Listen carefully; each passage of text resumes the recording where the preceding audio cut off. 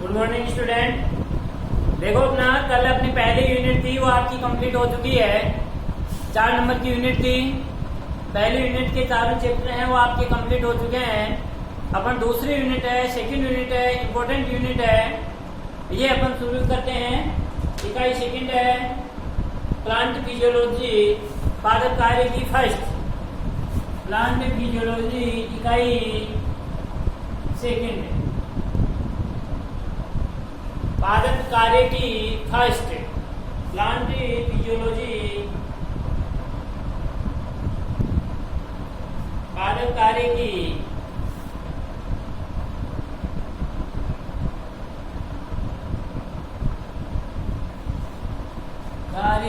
First. Plant physiology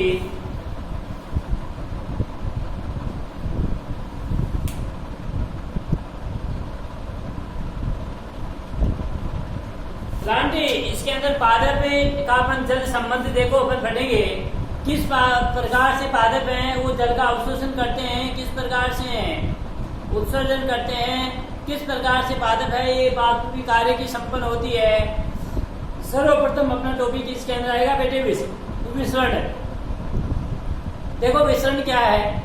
विसरण होता है अपन एक सेंट की यदि अपन एक छोटी सी बोतल लेते हैं, शीशी लेते हैं, उस शीशी के जो ढक्कन होता है उस ढक्कन को अपन जैसे एक कोने के अंदर ले जाकर के यदि इसको खोलते हैं तो थोड़ी देर के अंदर ही अपन देखते हैं कि वो सेंट की जो सुगंध है वो पूरे रूम के अंदर, पूरे कमरे के अंदर फैल जाती है।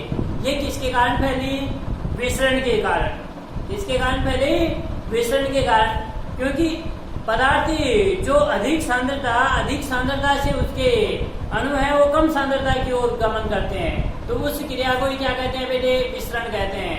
विसरण की क्रिया है वो आपकी एक स्थान से दूसरे स्थान पर गई तो इसे अपन ने क्या कहा? विसरण कहा।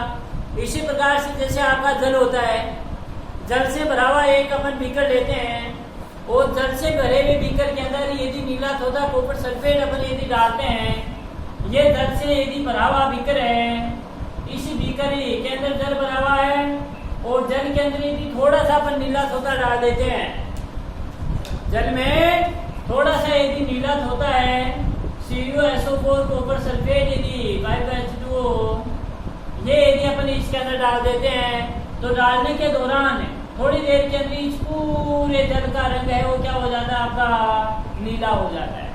इसका क्या कारण है?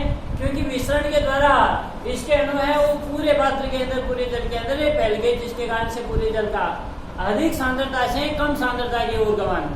ये गमन होगा। देखो अर्धपारगम्य झिल्ली होती है, यह चयनात्मक झिल्ली भी जिसको कहते हैं। इसके द्वारा ऐसी झिल्ली जिसके द्वारा पदार्थ के अणु उसकी झिल्ली को पार करके दूसरे माध्यम के अंदर चले जाते हैं तो उसको अपन चयनात्मक झिल्ली या अर्धपारगम्य झिल्ली कहते हैं। इसके अंदर देखो विसरण है। विसरण की क्रिया समझ में आ गई? विसरण क्रिया कहेंगे यानी अधिक सांद्रता से कम सांद्रता की ओर गमन क्या कहलाता है बेटे? विसरण कहलाता है। तो प्लांट फिजियोलॉजी के अंदर अपन विसरण पढ़ेंगे, इसी के अंदर प्रासरण पढ़ेंगे। प्रासरण के अंदर अति प्रासर, अल्प प्रासरी, विलयन है, ये भी अपन पढ़ेंगे। इम्पोर्टेंट यूनिट है और ये यूनिट आपकी 9 नंबर की है। कितने नंबर की यूनिट है? 9 नंबर की है वो आपकी यूनिट है पादप कार्य की फर्स्ट। तो इसके अंदर पहला है आपका जल संबंधी से संबंधित कुछ पद हैं वो अपने पढ़ेंगे।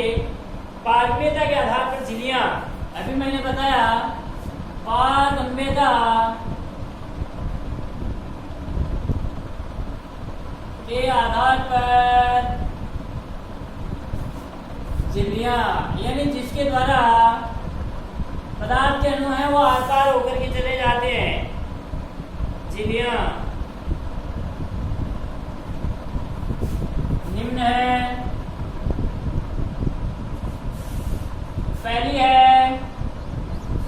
पहली झिल्ली है पारगम्यता।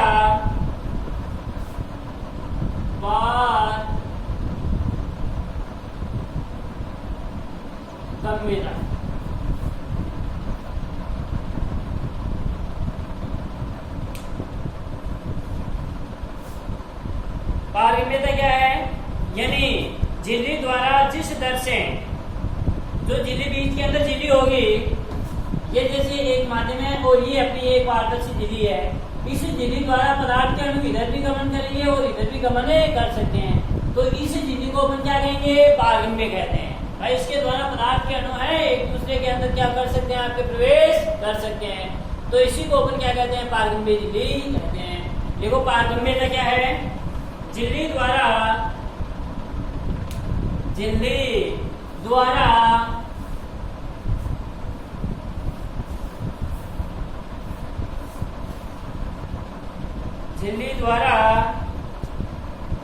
जिस दर से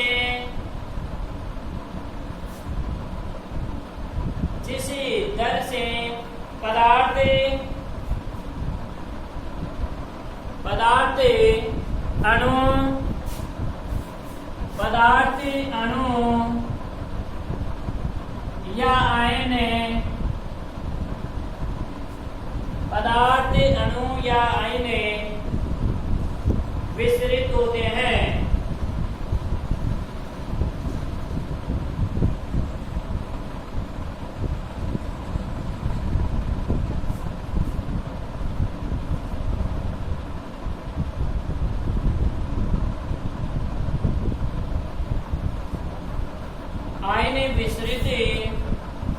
हैं, इसे पारगम्यता कहते हैं। यानी जिस दर से इस झिल्ली के द्वारा पदार्थ के अणु या आयन के अणु हैं वो गमन करते हैं, इसको अपन क्या कहते हैं बेटे, पारगम्यता कहते हैं। अब किसके द्वारा, पारगम्य झिल्ली के द्वारा। सेकंड है पारगम्य झिल्ली।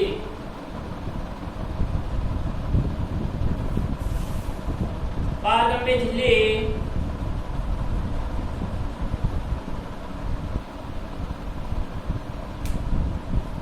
झिल्ली किसे कहते हैं, जैसे मैंने अभी बताया था, ये बीच के अंदर यानी जिस झिल्ली के द्वारा विलय और विलायक के अणु क्या हो जाते हैं, आप शरीर में आप गमन कर सकते हैं, तो उसको क्या कहेंगे, पारगम्य झिल्ली। विलय कौन सा है, एक तो होता है विलायक, क्या होता है, विलायक के, और एक होता है क्या बेटे, विलय। तो इन दोनों के अंदर आपको अंतर आना चाहिए कि विलायक आप किसको कहोगे और विलय आप किसको कहोगे। जैसे मैंने अभी एग्जांपल दिया कि एक इत्र की शीशी है, शीशी का अपन ने ढक है, ढक खोलते ही पूरे कमरे के अंदर क्या हो गई है, वो शीशी की गंध है वो आपको पूरे कमरे के अंदर फैल गई। उसका क्या कारण है, तो इसके अंदर मेरे को बताओ आप, विलय क्या है और विलाय क्या है?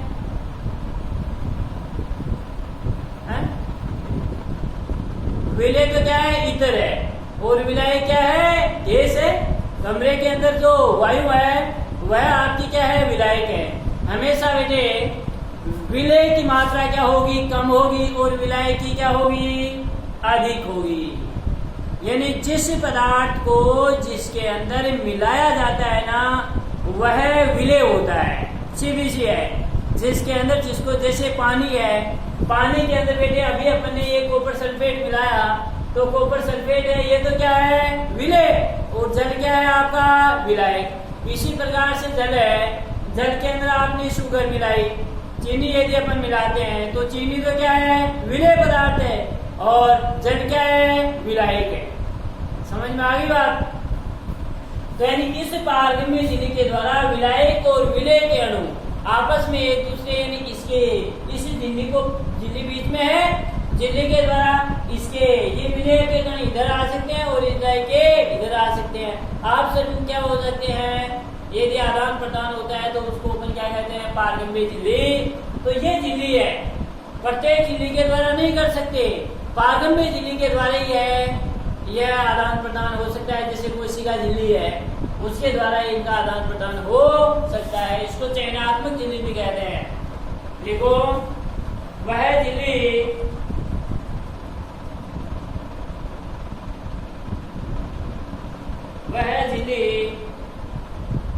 जो विलय और विलायक दोनों के लिए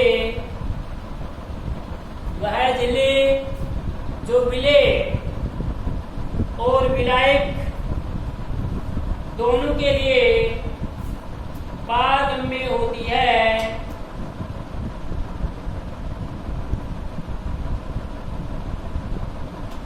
दोनों के लिए पारगम्य होती है।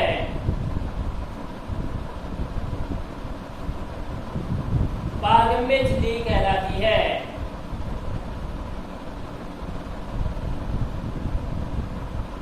जैसे एग्जांपल कोशिका भित्ति है, पारगम्य झिल्ली है।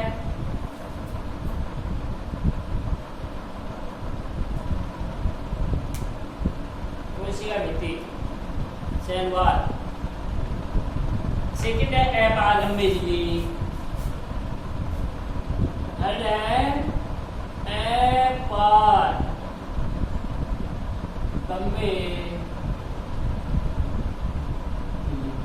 अपारगम्य झिल्ली यानी जिसके द्वारा, इसके नाम पारगम्य के द्वारा तो यानी जिसके द्वारा आर पार जा सकते हैं, और अपारगम्य के द्वारा इनका है इन पदार्थ के अणु का आदान प्रदान नहीं हो पाता है, तो इसको ऊपर क्या कहेंगे बेटे? अपारगम्य झिल्ली कहते हैं। देखो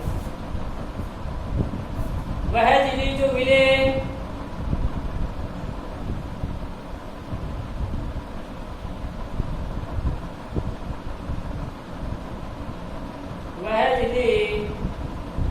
जो विलेय तथा विलायक दोनों के लिए,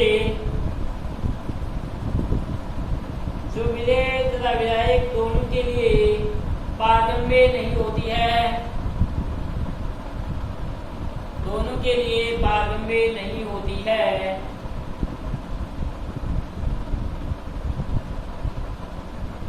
इसे अपारगम्य झिल्ली कहते हैं। अपारगम्य झिल्ली कहते हैं। जैसे व्यक्तिगत जिसको उपत्वचा कहते हैं, जैसे एग्जाम्पल उपत्वचा, उपत्वचा भौतिक आदि, यह है अपारगम्य झिल्ली के अंदर आते हैं। यानी इनके द्वारा पदार्थों का है विलेय और विलायक का है वो पारगम्य नहीं होते हैं। थर्ड है अर्धपारगम्य झिल्ली।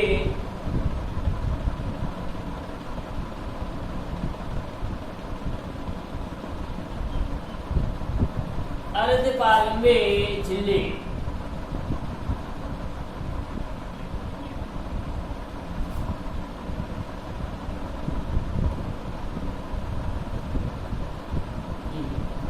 अर्धपारगम्य झिल्ली, देखो ध्यान में इधर देखो, पारगम्य झिल्ली जिसके द्वारा इन विलायक और विलेय के अणु हैं आपके दूसरे के ट्रांसफर हो सकते हैं, अपारगम्य झिल्ली द्वारा गमन नहीं करते। अर्धपारगम्य झिल्ली यानी ऐसी अर्ध नाम है अर्धपारगम्य झिल्ली, तो अर्धपारगम्य झिल्ली क्या कहते हैं? वह झिल्ली जिसके द्वारा विलायक के अणु तो क्या हो सकते हैं? विलेय के अणु तो क्या हो सकते हैं? इस झिल्ली को पार करे सकते हैं, लेकिन विलायक के नहीं, तो इसे क्या कहते हैं? अर्धपारगम्य।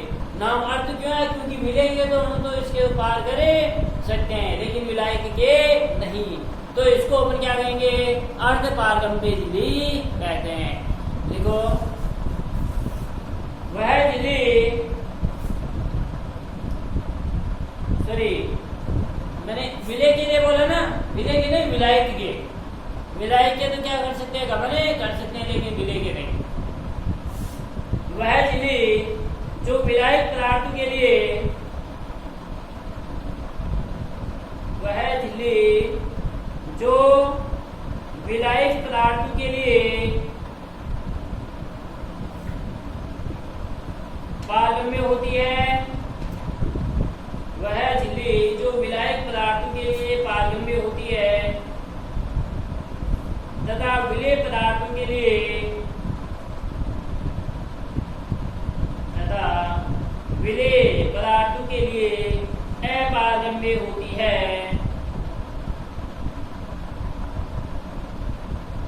पदार्थों अणु के लिए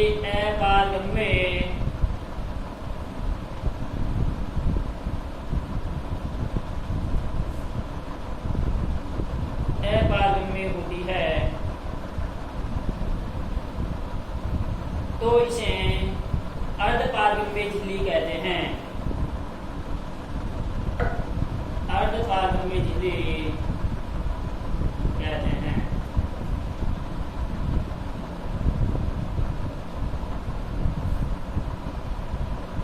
जैसे एग्जाम्पल प्लाज्मा झिल्ली है,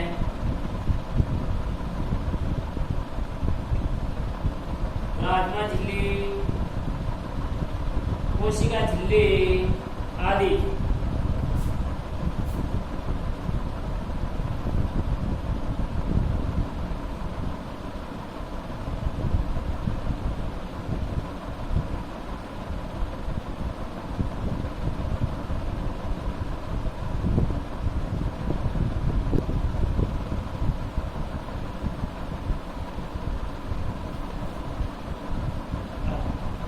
तो समझ में आ गया क्या? पारगम्य झिल्ली जिसके द्वारा विलायक और विलेय दोनों का पारगम्य हो जाता है, ट्रांसफर हो जाता है। अपारगम्य झिल्ली द्वारा गमन नहीं होता और अर्धपारगम्य झिल्ली द्वारा केवल विलायक के अणु के लिए पारगम्य होती है, लेकिन इसके लिए अपारगम्य। पांचवी है चयनात्मक झिल्ली। चयनात्मक झिल्ली किसे कहते हैं? यानी विलायक के क्या विलायक के तो क्या हो सकते हैं, लेकिन चयनात्मक मतलब कुछ चयनित विलेय पदार्थ होते हैं ना, उनका भी पारगम्य हो जाता है। वह झिल्ली जिसके द्वारा विलायक के अणु का तो पारगम्य होता ही है, लेकिन कुछ चयनित विलेय पदार्थों का भी क्या हो जाता है, पारगम्य हो जाता है, या उनके लिए पारगम्य झिल्ली का कार्य करती है, तो उसको चयनात्मक पारगम्य झिल्ली कहते हैं। यानी चयनित विलेय पदार्थों का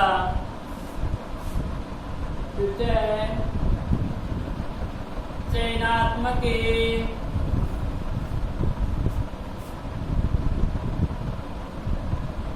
पारगम्य चयनात्मक पारगम्य झिल्ली वह झिल्ली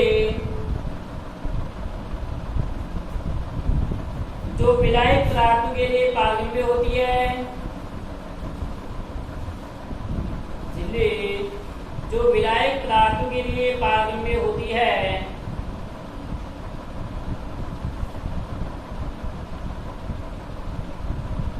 तथा साथ ही कुछ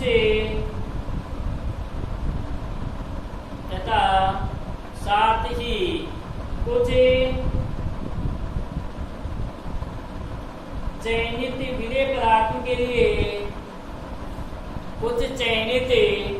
विलेय पदार्थों के लिए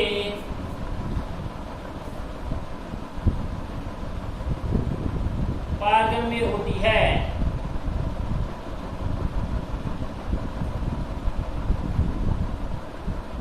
तो इसे चयनात्मक पारगम्य झिल्ली कहते हैं।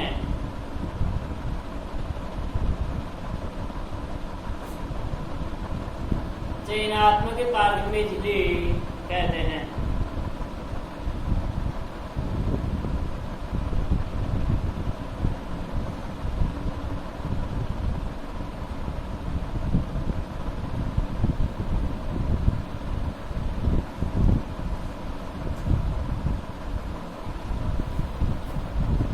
जैसे टोनोप्लास्ट, प्लाज्मा झिल्ली, कोशिका झिल्ली आदि।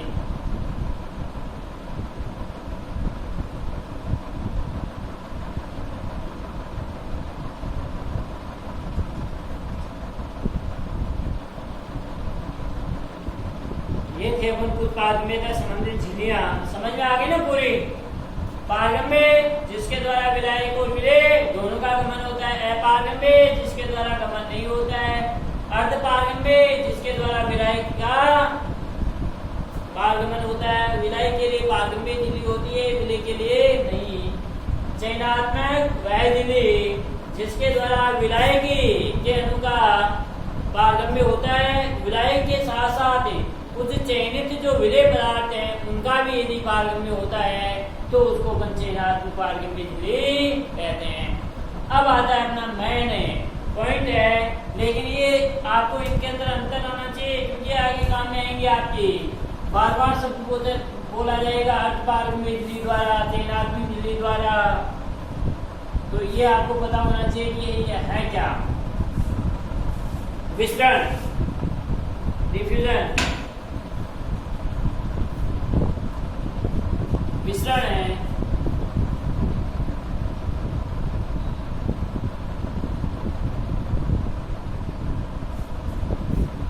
विसरण, डिफ्यूजन। विसरण क्या है?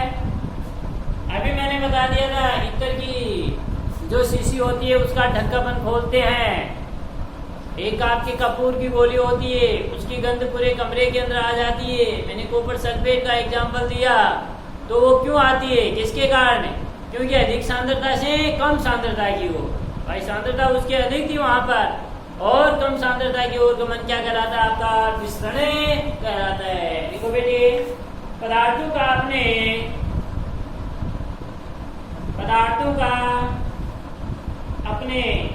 अधिक सांद्रता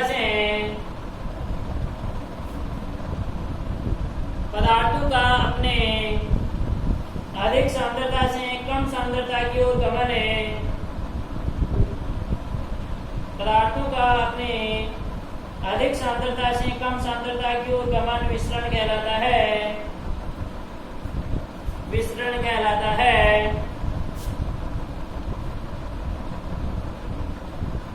समझ में आ गई ना? ये पूरा डिटेल से अपन पढ़ेंगे, मेरा चेंज करके लिखना। विसरण एक निष्क्रिय प्रक्रिया है, विसरण एक निष्क्रिय प्रक्रिया है।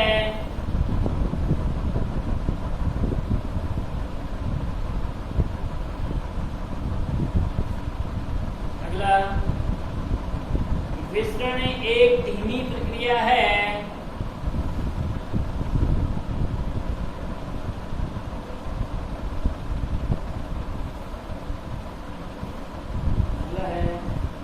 विसरण जीवित तंत्र पर निर्भर नहीं करता है, विसरण जीवित तंत्र पर निर्भर नहीं करता है।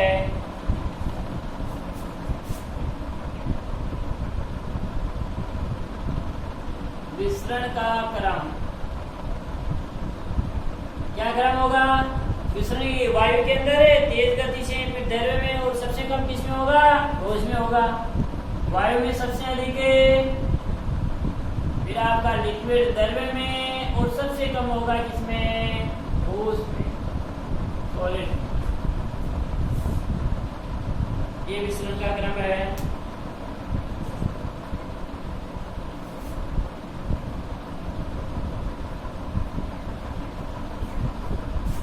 अब इंपोर्टेंट आता है विसरण को प्रभावित करने वाले कारक। विसरण को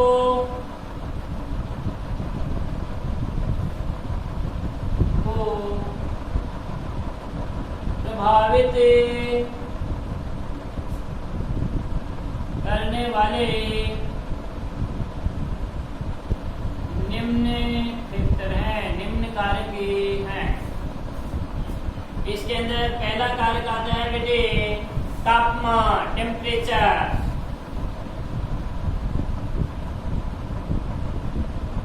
तापमान देखो, जैसे अपने यदि टेम्परेचर अपने बढ़ा दिया, तापमान बढ़ाने पर विसरण की क्रिया भी क्या होगी? बढ़ेगी। अर्थात विसरण है वो तापमान के क्या होता है? समानुपाती होता है।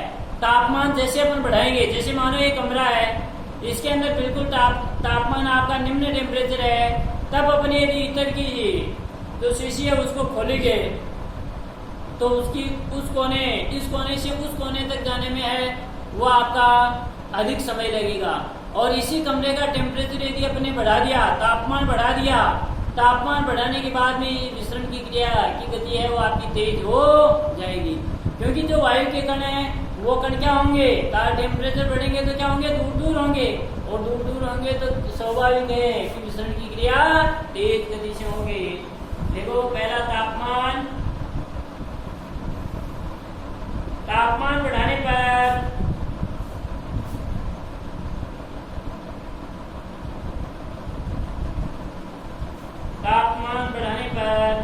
विसरण भी बढ़ता है,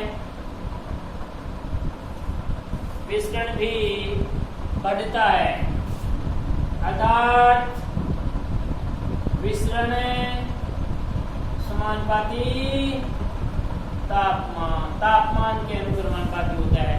जैसे जैसे तापमान बढ़ाया जाएगा तो विसरण गुण बढ़ेगा, और जैसे जैसे तापमान है वो कम किया जाएगा तो विसरण कम होगा। सेकंड है दाब।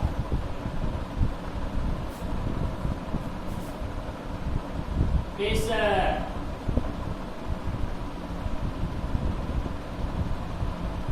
देखो दाब बढ़ाने पर भी विसरण की क्रिया क्या होगी, बढ़ेगी। प्रेशर बढ़ाने पर, देखो दाब बढ़ाने पर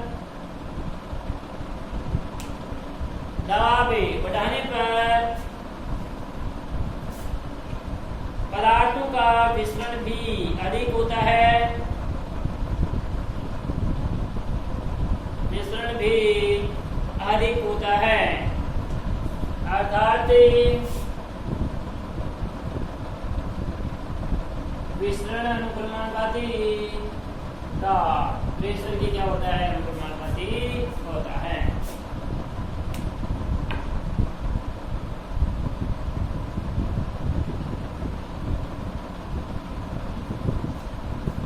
चल है बेटे घनत्व,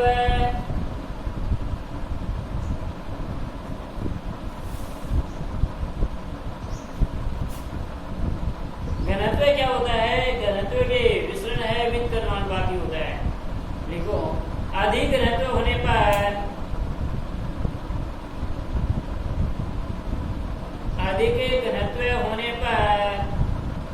पदार्थ का विसरण कम होता है, घनत्व अधिक होने पर विसरण कम होता है, अर्थात विसरण व्युत्क्रमानुपाती घनत्व।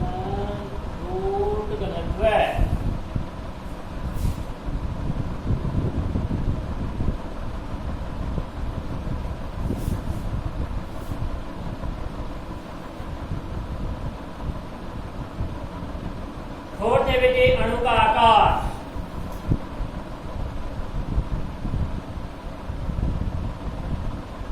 अणु का साइज, आकार।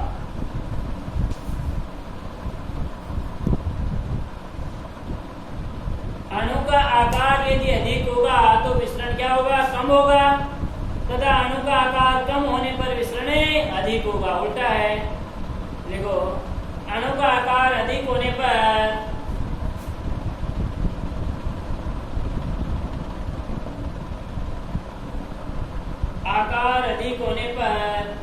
विसरण कम होता है,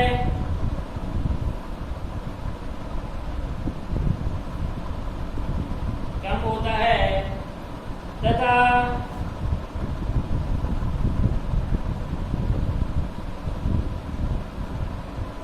अणु का आकार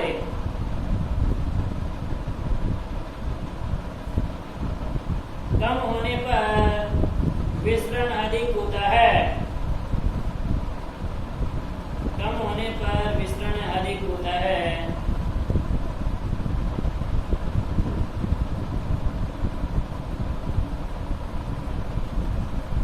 अर्थात अणु का आकार व्युत्क्रमानुपाती 1/,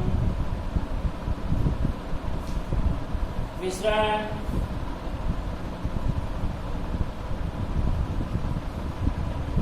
यानी अणु के आकार के ऊपर निर्भर करता है। आपने देखा है यदि अणु का आकार बड़ा होगा तो वह क्या तेज गति से जाएगा या उस स्थान पर नहीं होगा, विसरण की क्रिया क्या होगी और अणु का आकार क्या होगा, छोटा होगा, कम होगा, तो तेज गति से विसरण की क्रिया के द्वारा एक स्थान से दूसरे स्थान पर जाएंगे। तो विसरण को प्रभावित करने वाले कारक कितने हैं पूछा जाता है। टेम्परेचर है, दाब प्रेशर है, घनत्व है और अणु का आकार, ये 4 कारक हैं वो विसरण को आपके प्रभावित करते हैं।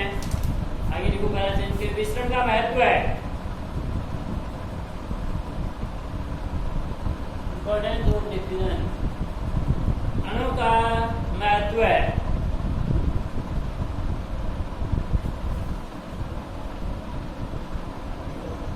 जड़ों द्वारा जल का अवशोषण विसरण पर आधारित प्रक्रिया है। जड़ों द्वारा जल का अवशोषण विसरण पर आधारित प्रक्रिया है। बेटे पारक जो जल का अवशोषण करते हैं तो जल का अवशोषण विसरण की प्रक्रिया के द्वारा ही होता है। भाई जल की सांद्रता क्या है, अधिक है, और पारक के अंदर जैसे जल की कमी हो जाएगी तो जल को क्या करेंगे, वो अवशोषण करेंगे। तो किस क्रिया के द्वारा, क्या विसरण की क्रिया के द्वारा करते हैं। सेकंड है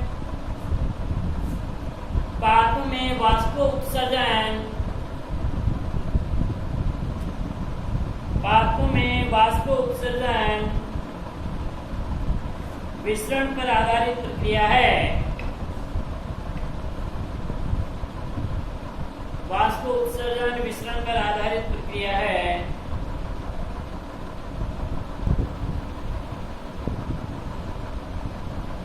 अगला है पादप हार्मोन का परिवहन। पादप हार्मोनों का परिवहन भी विसरण द्वारा ही होता है।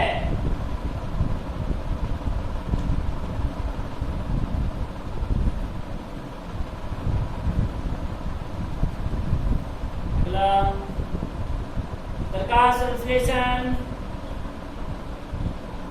शोषण, शोषण में गैसों का विनिमय भी, गैसों का विनिमय भी विसरण द्वारा ही होता है।